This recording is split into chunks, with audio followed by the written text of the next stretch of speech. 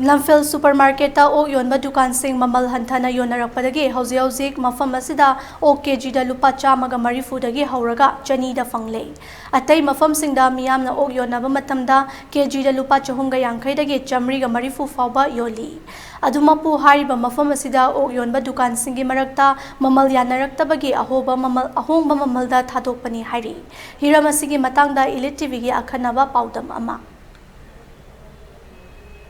Hajik leizariba mafam ase Lamphel supermarket ani khoigi hajik kanna chatharakliba atai mafam jaga singde khoigi oki maman ase 380 350 sumaina pinai adubu Imphal Lamphel supermarket hariba mafam sidade akoina oki maman ase thaba uzaba matamda khoi chani natraga 180 gi maman ase thabo je masi kari maram gino masi oki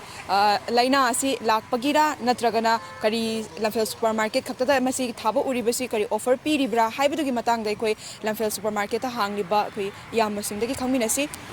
ꯑꯩꯈꯣꯏꯒꯤ ꯑꯣꯛ ꯌꯣꯜꯂꯤꯕ ꯀꯥꯡꯕꯨꯗ supply ꯃꯁꯥꯅ ꯀꯛꯑꯒ ꯃꯁꯥꯅ ꯌꯣꯟꯖꯕ ꯀꯥꯡꯕꯨꯁꯤꯅ ꯎꯔꯤꯄꯣꯛꯇ 300 ꯌꯣꯜꯂꯦ ꯑꯩꯈꯣꯏꯁꯨ ꯌꯣꯜꯂꯅꯤꯅ ꯃꯇꯝ ꯈꯔ ꯌꯣꯟꯒꯅꯤꯅ ꯃꯣꯏꯅ ꯌꯣꯟꯕ ꯍꯧꯔꯦ ꯑꯩꯈꯣꯏ ꯑꯍꯥꯟꯕꯗ 400ꯗꯒꯤ 380ꯗꯒꯤ 350 ꯇꯧꯔꯝꯃꯦ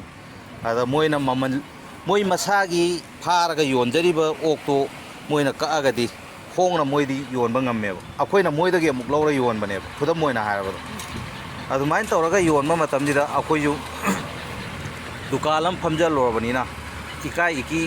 ꯋꯥꯡꯃ ꯂꯥꯜꯂꯒ ꯃꯥꯡꯕ ꯇꯣꯡꯕ ꯍꯨꯟꯇꯣꯛꯑꯒ ꯑꯩꯈꯣꯏꯁꯨ ꯃꯈꯣꯏ ꯃꯇꯨꯡ ꯏꯟꯅꯖꯕꯅꯤ ꯁꯤꯗ ꯑꯅꯥ ꯑꯌꯦꯛꯀꯤ ꯑꯃꯒꯤ ꯑꯩꯈꯣꯏ ꯁꯥ ꯌꯣꯟꯖꯗꯦ ꯑꯗꯨꯝ ꯍꯧꯖꯤꯛ ꯚꯦꯇꯤꯅꯔꯤ ꯗꯤꯄꯥꯔꯠꯃꯦꯟ ꯂꯥꯛꯑꯒ ꯑꯗꯨꯝ ꯇꯦꯁ ꯇꯧꯔꯒꯁꯨ ꯑꯩꯈꯣꯏ ꯃꯗꯨꯗ ꯀꯩꯁꯨ ꯆꯤꯡꯅꯖꯕ ꯂꯩꯇꯦꯕ ꯑꯗꯣ ꯑꯍꯥꯟꯕꯗ ꯑꯁꯣꯝꯗ 300 ꯊꯦꯠꯂꯝꯃꯦ 300 ꯊꯦꯠꯄꯗꯒꯤ ꯑꯃꯨꯛ ꯑꯩꯈꯣꯏꯁꯤ ꯆꯠꯂꯒ ꯍꯥꯏꯔꯨꯕ ꯃꯇꯝꯁꯤꯗ ꯃꯤꯁꯨ ꯌꯣꯟꯅꯔꯤ ꯑꯗꯨꯝ ꯌꯣꯟꯅꯦꯅ ꯍꯥꯏꯔꯦ ꯑꯗꯣ ꯊꯪꯅꯕ ꯗꯨꯀꯥꯟ ꯑꯃꯅ ꯑꯃꯨꯛ 280 ꯊꯦꯠꯆꯜꯂꯛꯑꯦ 280 ꯊꯦꯠꯆꯜꯂꯛꯄꯗꯒꯤ ꯑꯃꯨꯛ ꯅꯣꯡ ꯅꯤꯅꯤ ꯊꯦꯠꯂꯕ ꯃꯇꯨꯡꯗ ꯑꯗꯩ ꯁꯤꯗ ꯑꯃꯨꯛ ꯑꯗꯩ ꯁꯤꯗ ꯑꯃꯨꯛ 180 ꯃꯨꯛ ꯊꯦꯠꯂꯦ ꯑꯗꯨꯅꯤ ꯌꯥꯝ ꯁꯦꯡꯅ ꯍꯥꯏꯔꯕꯗ ꯌꯥꯅꯕ ꯄꯣꯔꯛꯇ꯭ꯔꯤꯐꯥꯎꯗꯤ ꯑꯗꯨꯝ ꯉꯝꯅꯕ ꯗꯨꯀꯥꯟ ꯇꯧꯔꯨꯔꯕꯅꯤꯅ ꯉꯝꯅꯕ ꯑꯗꯨꯝ ꯍꯣꯠꯅꯔꯛꯀꯅꯦꯕ ꯃꯃꯜ ꯍꯣꯡꯗꯔꯛꯏꯁꯦ ꯑꯇꯩ ꯑꯁꯦꯡꯕꯗꯤ ꯅꯠꯇꯦ ꯃꯣꯏ ꯃꯁꯥꯒꯤ ꯑꯣꯏꯅ ꯁꯥ ꯀꯛꯑꯒ ꯌꯣꯟꯕ ꯗꯨꯀꯥꯟ ꯌꯥꯎꯋꯦꯕꯀꯣ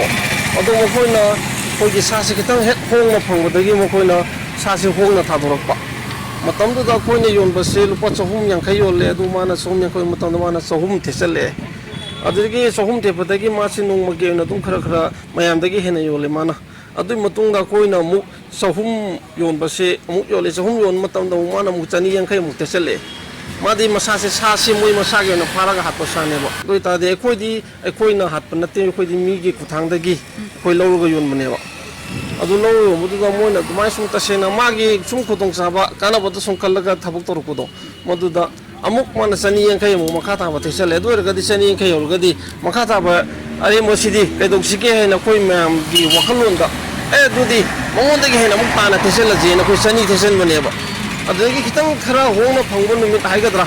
ꯑꯗꯨꯗꯅ ꯑꯃꯨꯛ ꯑꯩꯈꯣꯏ 140 ꯊꯦꯠꯂꯤꯀꯣ ꯃꯁꯤꯗ ꯑꯩꯈꯣꯏꯒꯤ ꯑꯣꯛꯀꯤ ꯂꯩꯅꯥꯒꯤ ꯑꯗꯨꯒꯤ ꯍꯥꯏꯕ ꯊꯣꯏꯗꯣꯛꯄ ꯀꯩꯁꯨꯗꯤ ꯂꯩꯖꯗꯦ ꯑꯩꯈꯣꯏ ꯄ꯭ꯔꯖꯥꯗ ꯃꯌꯥꯝꯗ ꯍꯥꯏꯖꯅꯤꯡꯉꯤꯁꯦ ꯑꯗꯨꯒ ꯑꯁꯦꯡꯕ ꯑꯩꯈꯣꯏꯒꯤ ꯑꯣꯛꯁꯤ ꯉꯁꯤꯒꯤ ꯅꯨꯃꯤꯠ 4ꯅꯤ ꯁꯨꯔꯦ ꯌꯣꯟꯖꯔꯤꯕꯁꯤ ꯂꯨꯄꯥ ꯑꯩꯈꯣꯏ 200ꯗ ꯌꯣꯜꯂꯤꯕꯁꯤ ꯑꯗꯨ ꯃꯌꯥꯝꯅ ꯀꯩꯁꯨ ꯑꯩꯈꯣꯏꯒꯤ ꯆꯥꯕ ꯊꯛꯄꯗ ꯀꯝꯄ꯭ꯂꯦꯟ ꯑꯅꯥ ꯑꯌꯦꯛꯀꯤ ꯊꯣꯏꯗꯣꯛꯄꯗꯤ ꯀꯩꯁꯨ ꯂꯩꯇꯕ ꯍꯥꯏꯅ ꯈꯜꯂꯤ ꯃꯐꯝ ꯑꯁꯤꯗ ꯑꯣꯛ ꯂꯩꯕ ꯂꯥꯛꯄ ꯃꯤꯑꯣꯏ ꯑꯃꯅ ꯐꯣꯡꯗꯣꯔꯛꯄꯗ ꯑꯣꯛ ꯑꯁꯤ ꯑꯅꯥꯕ ꯑꯣꯏꯕꯒꯤ ꯍꯣꯡꯅ ꯌꯣꯟꯕ ꯅꯠꯇꯦ ꯃꯔꯝꯗꯤ ꯑꯣꯛ ꯑꯁꯤ ꯆꯥꯕ ꯃꯇꯝꯗ ꯀꯩꯁꯨ ꯊꯣꯏꯗꯣꯛꯄ ꯇꯧꯗꯦ ꯍꯥꯏꯕ ꯋꯥꯐꯝꯁꯤꯡ ꯐꯣꯡꯗꯣꯔꯛꯈꯤ ꯂꯩꯔꯝꯕꯒꯤ ꯀꯔꯤ ꯈꯔ ꯑꯗꯨꯝ ꯂꯩꯕꯅꯦ ꯑꯩꯗꯤ ꯑꯗꯨꯝ ꯆꯥꯏꯕ ꯉꯔꯥꯡꯁꯨ ꯆꯥꯏ ꯅꯍꯥꯟꯁꯨ ꯑꯗꯨꯝ ꯆꯥꯏ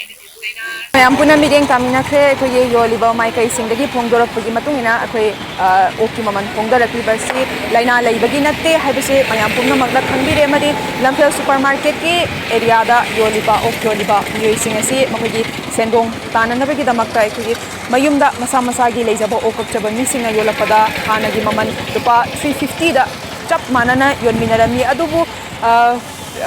बिजनेस मसेन तौनरपनिना अखोई सप्लाई लाखो मीदगी लौबदा पैसासे मखोई दुकान अहानबा योलकबा मीना लुपा 400 दा मसागी मयुमदगी कक्चरगा योनबा मीना लुपा 400 दा योलकपदगी अखोई सप्लाई लाखबदगी लहोबा सिंगसिना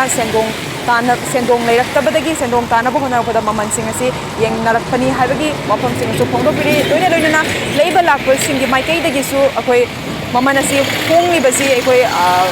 ꯂꯥꯏꯅꯥ ꯂꯩꯕꯒꯤ ꯅꯠꯇꯦ ꯑꯗꯨꯕꯨ ꯃꯃꯜ ꯍꯣꯡꯅ ꯐꯪꯕꯒꯤꯗꯃꯛꯇ ꯑꯩꯈꯣꯏ ꯀꯁꯇꯃꯔꯁꯤꯡꯁꯤ ꯌꯥꯝꯅꯅꯕꯒꯤꯗꯃꯛꯇ ꯌꯣꯜꯂꯤꯕꯅꯤ ꯑꯃꯗꯤ ꯂꯩꯕ ꯂꯥꯛꯂꯤꯕ ꯃꯥꯏꯀꯩꯗꯒꯤꯁꯨ ꯑꯩꯈꯣꯏ ꯑꯅꯥꯕ ꯀꯔꯤꯃꯠꯇ ꯂꯩꯇꯕꯅꯤꯅ ꯑꯩꯈꯣꯏ ꯑꯍꯣꯡꯕ ꯃꯃꯜ ꯊꯤꯔꯒ ꯂꯥꯛꯑꯒ ꯂꯩꯖꯕꯅꯤ ꯍꯥꯏꯕ ꯋꯥꯐꯝꯁꯤꯡꯁꯨ ꯐꯣꯡꯗꯣꯛꯄꯤꯔꯛꯏ ꯍꯤꯔꯝꯁꯤꯒꯤ ꯃꯇꯥꯡꯗ ꯚꯤꯗꯤꯑꯣ ꯖꯔꯅꯦꯂꯤꯁ ꯖꯦꯅꯤꯟꯒ ꯂꯣꯏꯅꯅ ꯄꯥꯎꯗꯝꯖꯔꯤꯕꯤ ꯁꯅꯥ ꯍꯦꯃꯥꯝ ꯏꯂꯤꯠ ꯅ꯭ꯌꯨꯁ ꯂꯝꯐꯦꯜ